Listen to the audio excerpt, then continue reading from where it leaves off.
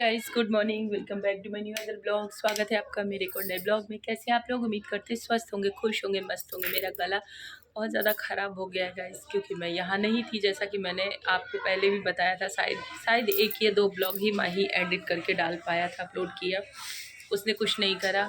तो मैं आपको बताना चाहूँगी कि मैं यहाँ नहीं थी। मेरी मदर की तबीयत बहुत ज़्यादा ख़राब हो गई थी, बहुत ज़्यादा सीरियस। मतलब क्या ही मैं बताऊँ, मैंने लाइफ को एंड होते हुए देखा है, लेकिन भगवान की कृपा थी। हाँ, तो मैंने लाइफ को इतने नज़दीक से एंड होते हुए देखा है ना, मैं क्या बताऊँ। मैं मतलब हम सारे भाई बहन बिल्कुल हिल गए थे इन चीज़ों से, लेकिन परमात्मा की बहुत बड़ी कृपा है हम लोगों पे, बहुत बड़ी कृपा, कि सब गवाते गवाते हम लोगों ने पाया है उन चीज़ों को। और क्या बताऊँ, जब ज़बान काम नहीं कर रहा है इस बात को शेयर करते हुए आपके साथ। बस होप, अभी भी होप है कि सब ठीक हो जाएगा। हाँ, कुछ सुधार आया भी है।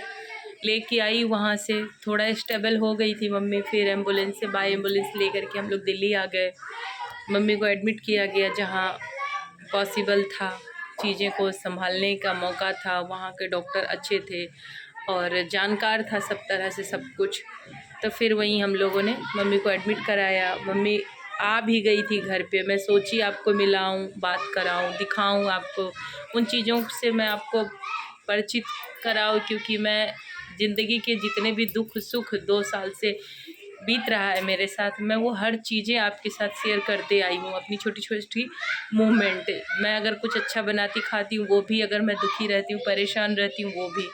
तो मैं यही सोच रही थी कि आपको वो दिखाऊं, आप समझ सको मेरी परेशानी को। इतने दिन से ब्लॉग नहीं आने का वजह, रीज़न, लेकिन पॉसिबल नहीं हुआ। मम्मी की तबीयत अचानक फिर से ख़राब हो गई। शुगर उनका 30 आ गया, 30 आ गया था।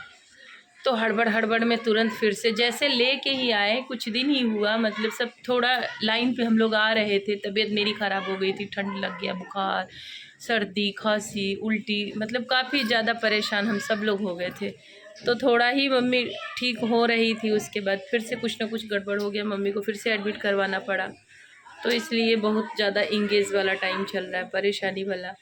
तो ब्लॉग जो नहीं आ रहा है उसके लिए मैं आपको क्या बोलूँ, मैं आपसे सॉरी बोल सकती हूँ, इसके सिवा कुछ नहीं बोल पा रही हूँ। गले से आवाज़ नहीं आ रहा था, इसलिए मैं बोल नहीं पा रही थी। और माही तो बहुत बड़े लापरवाह हैं, जैसा कि आप लोग जानते भी है, देखते भी है। उनका कोई योगदान रहता नहीं है, तो उनकी लापरवाही की वजह से कोई ब्लॉग आप नहीं देख पाए, आपको नहीं मिला। हालांकि मैं बोली थी, लेकिन नहीं वो कर पाया इन चीज़ों को, इसलिए आपको मैं दिखा नहीं पाई वो सब बातें। लेकिन हाँ, मम्मी आएगी, शायद कल आ जाए, तो मैं आपको ज़रूर मिलाऊंगी मम्मी से, कोशिश करूँगी। फ़िलहाल मम्मी को एक बच्चों जैसा प्रोटेक्शन चाहिए, क्योंकि मेरी मम्मी नैपी पे आ गई है, डाइपर पे आ गई हैं, तो उनको प्रोटेक्शन बिल्कुल एक बेबी वाला फील चाहिए। तो एक बेबी की केयर जैसा किया जाता है, मालिश कराओ, शरीर साफ़ करो, बाथरूम, लैट्रिन, ये सब चीज़ें। तो मैं बहुत ज़्यादा इंगेज रहती हूँ उन्हीं में, उनको खिलाने पिलाने के पीछे, दवाई के पीछे, उनको सही करने के लिए, कि भाई वो सही हो जाए, मेरी मेहनत सफल हो जाए। जितना सब लोग परेशान हैं, उन सब की दुआ मेरी मम्मी को लगे। तो इस वजह से मैं आपके साथ कंटिन्यूड नहीं हो पा रही थी, जो मैं बहुत बहुत सॉरी आपसे बोल रही हूँ।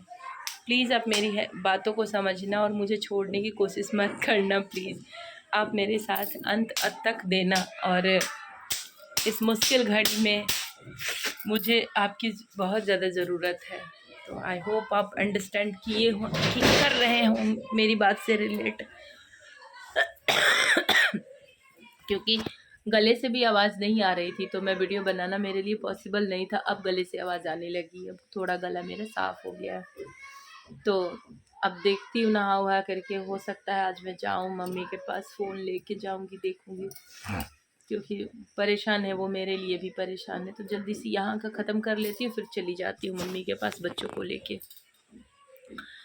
चलो, मैं मिलती हूँ फिर आपसे, मैं एंड करती हूँ। फ़िलहाल मैं यही न्यूज़ आप तक अपने आप से पहुंचाने वाली थी। मैंने बोला था माही को तुम ही कर देना, फिर मेरा दिल कहा नहीं, मेरे व्यूअर हैं, मैं उनके साथ हमेशा से कनेक्ट रही हूँ, तो ये इन चीज़ों को मैं ही बताऊँगी कि क्या क्या हमने झेला है। जो हमने झेला है ना, माता रानी किसी बच्चों के साथ ऐसा ना करे। उनके रहते, आपके रहते अगर आपके माँ बाप फिसलते हैं कहीं, आपके हाथों से छूटते हैं उनकी डोरी, तो असहनीय पीड़ा का अनुभव आप करोगे, बहुत ज़्यादा।